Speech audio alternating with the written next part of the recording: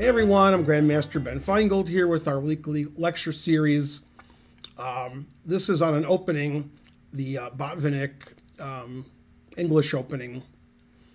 So English opening, Botvinnik variation. Actually, you know, when I think of the Botvinnik English, when I think of it for black, but I mean, Botvinnik played it with white, and want to thank our sponsor, Dan R., for sponsoring the lecture on the English opening Botvinnik variation. And we're going to look at it from White's point of view. If you'd like to sponsor a lecture, contact my wife, Karen. Her email is karen@atlchessclub.com. Okay, so I have a few games that I want to discuss. And basically, the starting position of the Botvinnik has to do with white putting pawns on e4 and c4 in the English opening. And there's transpositions. In fact, I'm guessing it's not just one move order that we're going to see. And I think one of the proponents of the Botvinnik English was my dad. He liked to fianchetto his king bishop and put his pawns on e4 and c4. So must learn it from Botvinnik. Okay, so here we have like g3 on move 1. Probably this is going to be the only game we see g3 on move 1. And we're going to get to the same position on move 6. c4 and d6. And this position, where both sides have made 5 moves, is the starting position. And typically, white doesn't play d4, because if white wanted to play d4, white would have played d4, and not necessarily played e4 or c4, but you could play all 3. And this game is a little unusual because white does play d4, and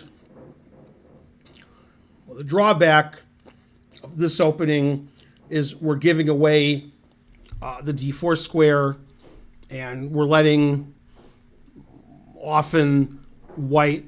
black sink a knight on d4 at some point. If black plays c5 early, black tries to play knight e8, knight c7, knight e6, and get the knights controlling d4. But Granda Zuniga, who's white against André Diamant in this game, both South American players. This game was played in South America. Played d4. And again, we can transpose with many different ways of playing. And I mean, if you're a purist, you might not consider this an English opening since white played c4, d4, e4. But I still would. Okay, c5, d5, and now it's looking like a Benoni. And actually, you know, these openings transpose into each other, so it's not uncommon. And white can certainly play cd, and there's nothing wrong with that. Granda Zuniga is a very unusual player because in positions where one move looks more natural than the other move, Granda Zuniga often isn't going to play the natural looking move. He's a very high rated player, very strong player. He's older like me now. He's probably not as old as me, but maybe. And this game was played 15 years ago when he was, a younger man and he was near his peak. Okay, so still, even though this looks like a Benoni, white still has the problem when they play c4 and e4 of the d4 square and the dark squares in general. However, white has a bind on the white squares, and as Bobby Fischer famously said, you got to give squares to get squares. Okay, very prophetic. All right, knight a6, typical Benoni kind of move. Knight c7. Black eventually wants to play b5. Black can prepare with bishop d7, rook b8, a6, all kinds of preparatory moves to play b5. And white plays b4 before black plays b5. White is first. b6, solid but passive. And b5, and you can see that black's knight isn't very aggressive on c7. Although, we could play knight e8 and knight d7 and eventually put our knights on good squares. Rook e8, rook a2, getting off of this diagonal. And I think in a lot of these games in this lecture, we're going to see white moving the rook on a1 often relatively quickly, although this wasn't that quick to get off of the diagonal with the black bishop on a1. So bishop on g7 controlling a1. Bishop f5. f3, never play f3, stopping black from playing knight e4. h5. You can see if black plays like a normal developing move, then the bishop is trapped. So he plays h5. h3, white still wants to play g4. Rook a8, I guess black wants to play a6. And he does. g4. Bishop goes to e4. And, very complicated position. Granda Zuniga must be happy. He likes this kind of complications. They did a lot of trading. And bishop d6. And it looks like queen e7 is just a tactical mistake. The queen is defending the rook on e4, but it's also defending the d6 pawn. Black isn't threatening rook takes e2 because the white rook on a2 defends. So rook a2 was pretty far thinking, defending his second rank. And queen e7 is just a blunder, probably in time trouble. And even though black gets two pieces for a rook, white has the passed pawn on d5, white has the attack on the f-file, and black's knight on c7 is quite bad. Probably black saw this and thought it was okay, but he has to watch out for his f7 pawn, he has to watch out for the a6 pawn, he has to be careful because of the d5 pawn. White has a lot of pawns attacked and passed. Never play f6. Of course, if we move our rook to f8, then after a7, we get to keep our pawn on the 7th rank. That doesn't seem very good. So f6 seems safe. White goes into the endgame, and white has rook e7, and white can push his d-pawn, and black's minor pieces are basically useless.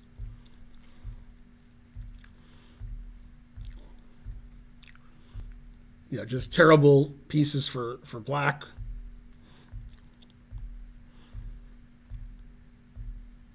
And rook e8 is just a masterful move. If you take the rook, then f7 check wins the rook on e8. And if you move your rook to, let's say, d6, then rook g7 check and rook takes bishop as mate. So rook e8 just wins the game. Of course, white was winning by just checking and playing rook e8. But this is obviously cuter. And I think black resigned after rook e8. Very nice move. And that game was not very typical of the Botvinnik. And that's one thing I want to show you guys is, and I get what do I want to say, clapback? I get a lot of people disagreeing with me, a lot of things that I teach and the style that I teach.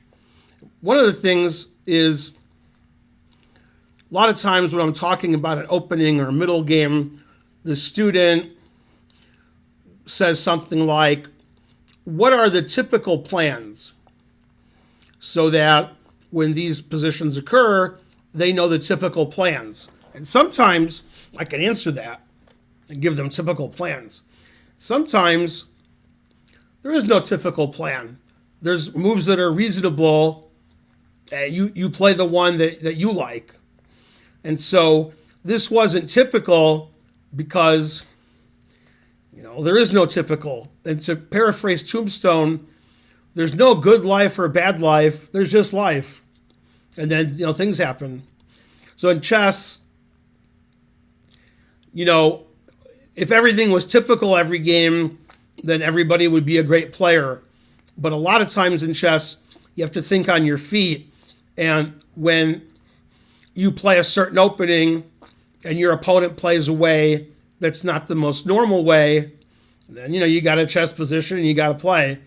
And that's one of the strengths of the player with white, Granda Zuniga, is he's very creative and he plays his own way. And he gets positions that he likes. And he plays the moves that speak to him, not necessarily what everybody else is playing. And this is good for him because he likes that. And it's bad for his opponent because his opponent can't just say oh, this is like these 20 other games that I saw. Instead, the opponent's confused. And Granda Zuniga is very good at beating lower-rated players than himself. And that was the case here. He was higher rated than his opponent, and he outplayed his opponent. His opponent couldn't fall back on stuff that he knew before because the game was very original, which is something you're going to say a lot. If you don't like draws and you like unusual tactical play with decisive results, Granda Zuniga should be one of your favorite players. And like in the 2000s and 1990s was probably his peak, time in playing top-level chess. Okay, next game, Axel Bachmann, also a South American player. I think he's from Paraguay. He's playing Emanuel Berg, who I think is Swedish, unless he's not. And they're playing, it looks like, in either the Netherlands or Germany. Maastricht. Maastricht sounds like it's in the Netherlands, but it could be in Germany. Nobody knows except the whole internet knows. So everybody knows. I've been to Maastricht too. Man, it's been 35 years. Truth hurts. Before you were born. Okay, Bachmann's white. Bachmann's also a very unusual, creative player. Berg is a more solid player. Okay, they played the normal move order. This is the standard move order. Looks like in English. White plays e4, d6. We saw this in the previous game, and we're going to see it in the following games after this game, because this is the starting position of our lecture. And in the symmetrical English with c4, c5, both sides have the option to play this pawn structure, and somebody like Matt Larson, who I taught for years, this is the structure that he played with black, although now we're looking at it from the white side, c4, e4, but with black he would play c5, e5, and technically both sides could play this and get a symmetrical position where I would pick white because white goes first. Okay, so knight e2, standard move, castles, and d3, and it's more common in Botvinnik and in the English in general to play d3. One of the reasons is when white plays an early e4, d4 I should say, which we saw in the previous game, and my dogs agree or don't agree, I can't tell. If only I could speak dog. My dog's actually playing in a chess tournament this weekend. It's a scholastic event, and he's playing in the K9 section, K through 9. Anyway, typically white plays d3 in the English, and the reason is if white plays d4 early, which we saw in the last game, often it's not called in English because we transpose to King's Indian and we transpose into Benoni and other openings. But okay, if white plays d3, then this is in English. Okay, knight h5. Black wants to play f5. And black plays f5. See, I was right. E takes f5, following my rule. And always play e takes f5. And bishop takes. And in this position, if black plays rook takes, g4 is a fork. And g takes is probably the more standard way of playing. Then I think white would play f4, blocking the f pawn, and then the bishop and the rook are blocked basically forever. So black decided to take with the bishop, which I'm not a fan of. Then d4. White has a nice center, and white didn't play d4 right away, but that doesn't mean that he can't play it later. And when black attacks on the king's side with knight h5 and bishop f5, white wants to counterattack in the center. Queen d7, black makes a battery. Maybe black will play bishop h3 soon. d5 attacking the knight. And again, this looks like a king's Indian. And it looks like black is playing sort of weird, and white lost to tempo by playing d3, d4, d5. But white has the e4 square.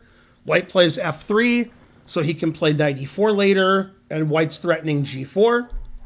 So bishop h3, takes, and the knight has the e4 square. And since black's center pawns are on the dark squares, which we're going to see a lot in this lecture, white has access to the white squares, which in this case is the knight on e4, and hopefully for white, knight g5 to e6. The e6 square is also a good square for white's knight, and white has another knight. So white's dream is to play knight c3, put this knight on e6, put this knight on e4. Frankly, terrible for black, and the most terrible is the bishop on g7, which is just sitting there being passive because the pawn on e5 can't move. Okay, queen d7, because knight g5 was going to attack the queen. g4, knight went back to f6, and black is just too passive here. Queen d3, and black doesn't have any counterplay. All of black's pieces are just too passive.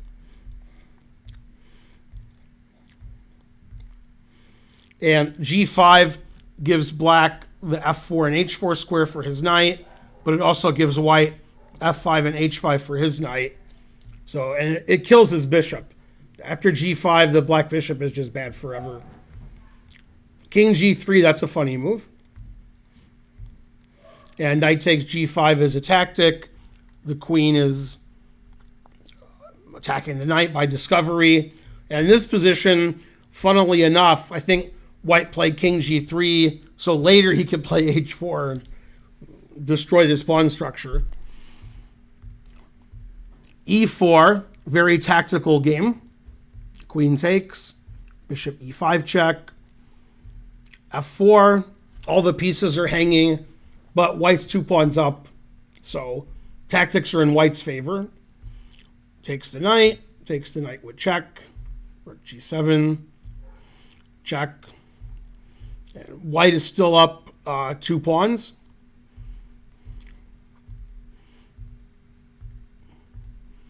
Bishop takes d6 is a nice Zwischenzug. Both black rooks are attacked. And that's actually not a Zwischenzug, although it is. That's called desperado. If king takes, pawn takes. As is well known, the rock group that was popular in the 70s, the Eagles, they named this tactic desperado, confusing the audience. Not sure how they did that since it was called a desperado before them, but still. And you can see white is up 2 pawns, which white's been up 2 pawns for a long time. And okay, black just not resigning. Okay, then black resigned. h4 is coming, and so on. So very strategical game, which is usually what white is looking for in this opening. getting the white squares, putting the knights on good squares, moving around positionally, and squeezing his opponent. In this game, it got super tactical, and black sacrificed one pawn, then a second pawn, and then black didn't get enough compensation. White waded his way through the tactics, and white ended up 2 pawns up in an endgame. Okay, next game is a Blitz game. I wanted to get some higher rated famous players in here that you know. This is Kasparov versus Igor Nataf. And Igor Nataf was a big online player 25 years ago when ICC ruled the internet. And he was one of the highest rated players on the internet at that time on ICC, before chess.com, before Lichess, before Chess24, before everything. There was ICC. And strangely, ICC still exists. Chessclub.com. Okay, Kasparov's white, and they get, it's a 5-minute game. They get their usual starting position via a third different move order. This is the starting position. And Kasparov played G3. The dogs are really mad. They hate this opening because they want to see a different opening. They're like, this is the same opening. They didn't sign up for this lecture. They heard that I was talking about them. Okay, so Kasparov knight e2, which we saw the last game. And d3, very Englishy. b4, very English kind of position. a4, Kasparov playing on the queen side. And this looks like a game where you would see Yasser Seirawan with white, because he likes to play the English and push all his queenside pawns with white. C pawn's attacked. Kasparov defends it. And this pawn's very weak on d6. So I tried to draw an arrow. There we go. And so black played knight e8, defending the pawn and also preparing to play f5 later.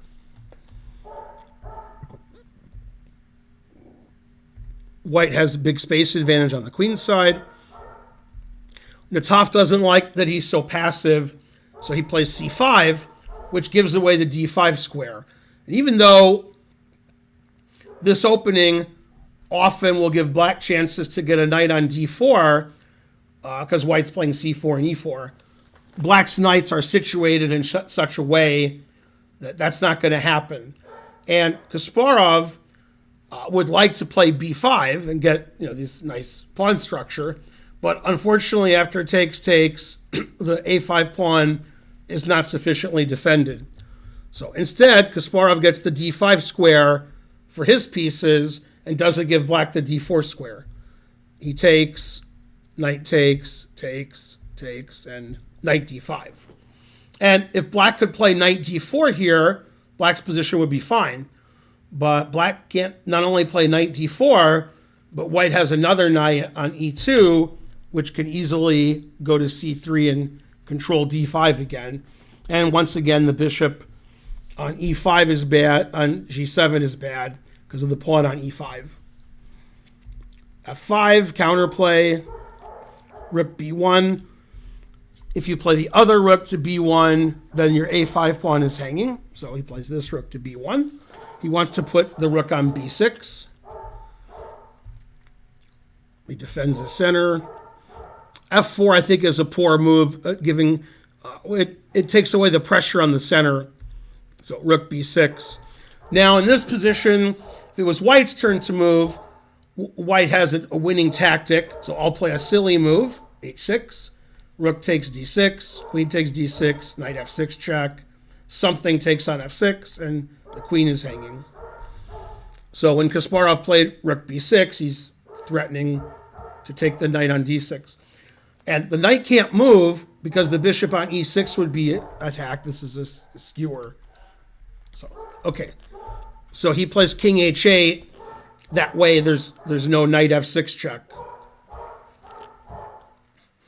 Normally, my family would keep the dogs quieter but they went to Taco Mac, and I'm meeting them there after the lecture. There's a trivia night. The trivia is, who will have the most salsa? That's the trivia. The answer is me. Although I'm showing up later than everybody. No barking. No barking. That'll work for 2 seconds. Well, I guess it didn't work at all. Okay, knight a4, threatening the c5 pawn. If white plays knight takes c5, game's over. So bishop takes d5, that doesn't really help. Queen takes d5.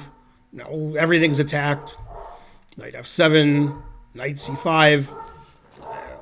Black's position's frankly terrible.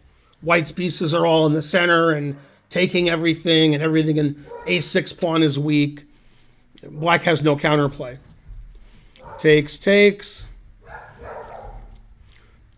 Here comes the knight. Here comes the c pawn. Here comes the c pawn again.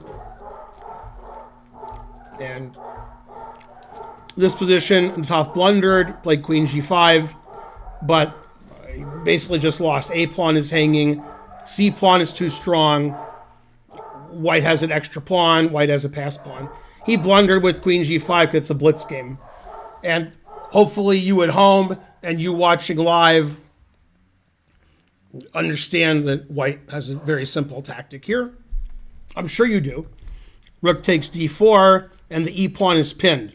And supposedly, black must have thought white sacked the exchange and took, and then said, oh, my queen's hanging. So then Nataf resigned.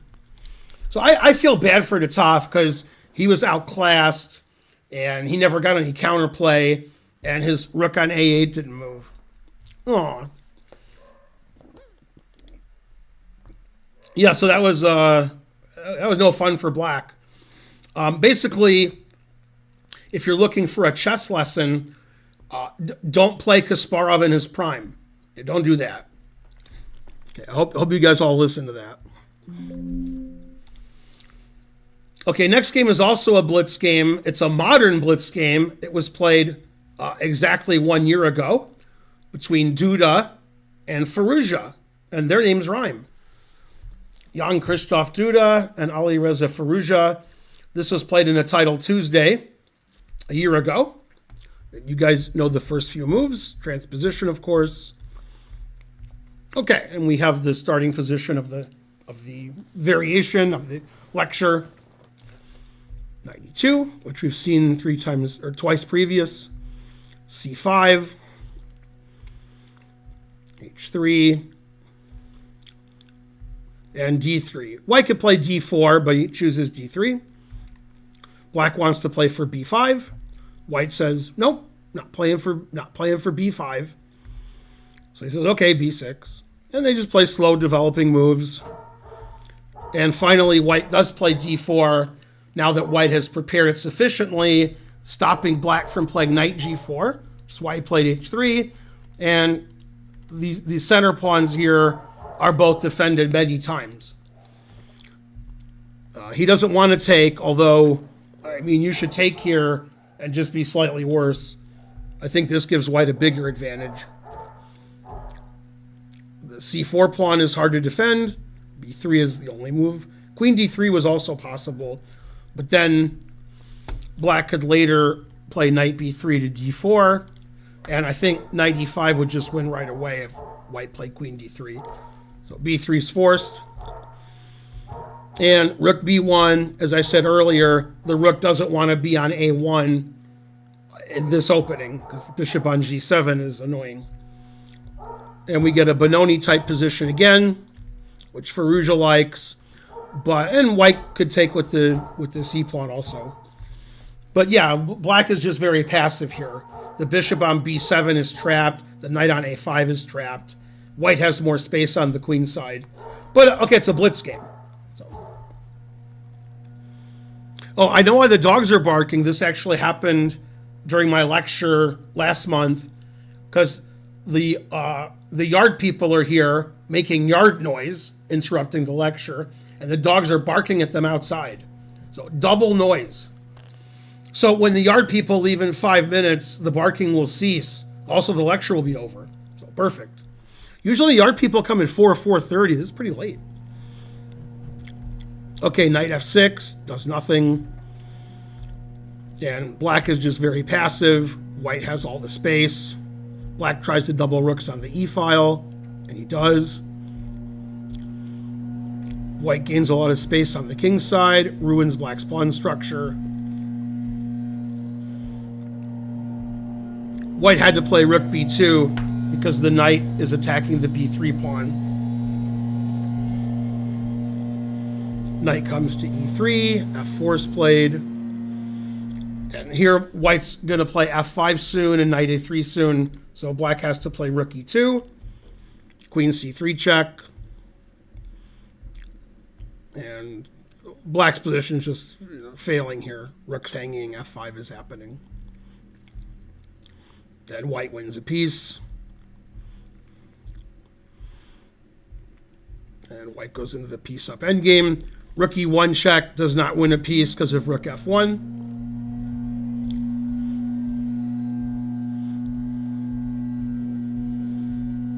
And it's good to be up a piece.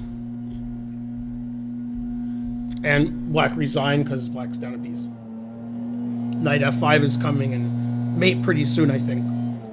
So good game by Duda. I feel bad for Firouzja because he was just lost.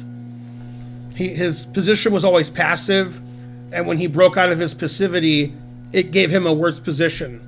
So he was always sort of like not doing well. And this was a really prototypical game that you want to see with white in the Botvinnik, where white gets more space, black doesn't have much to do, and eventually black runs out of moves and sort of goes crazy. It was a blitz game, so. Okay, the last game is the most important, of course, because white was none other than Mikhail Botvinnik, whom the variation is named after, and he was playing Vitaly Sergeyevich Shcherbakov. God damn, now that's a name. And this was in the Soviet Championship in 1955. Botvinnik was pretty good in 1955. I would say he was world champion. So Botvinnik pretty good, playing in the Soviet Championship, and Shcherbakov didn't last long. Botvinnik has a lot of nice games, not only with white in the Botvinnik English opening, but also playing the same structure, the same pawn structure with black in the symmetrical English. So I can see the yard guys. That you can't watch the lecture, you have to pay to watch the lecture. You can see it on YouTube later. Okay, the yard guys went back to work. Okay, so here's the normal move order. Yeah, this is the most standard move order, is the move order they played. C4, knight c3, g3. And they get to this position. Botvinnik played knight e2. Botvinnik was famous for playing the English and c5 against the English with both colors. d3, keeping it in English. If white plays d4 early, here or earlier, then it's a King's Indian.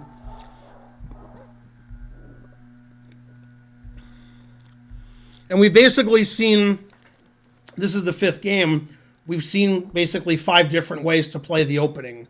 Both sides are playing their own way and getting these very interesting positions that, you don't really see when you see double king pawn or Sicilians. You see the same thing over and over again. Here, we're diverging on moves 6, 7, and 8, and we're getting these unique positions.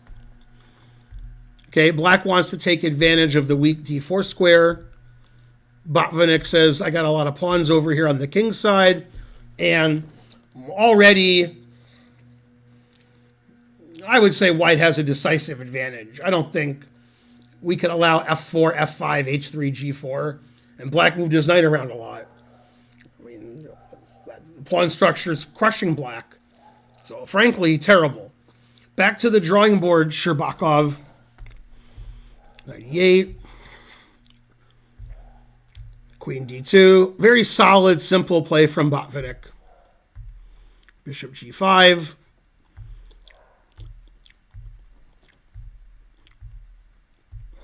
d4 pawn is hanging. Queen b6. And queen h6. And white wants to play like g5 and f6. give a mating attack.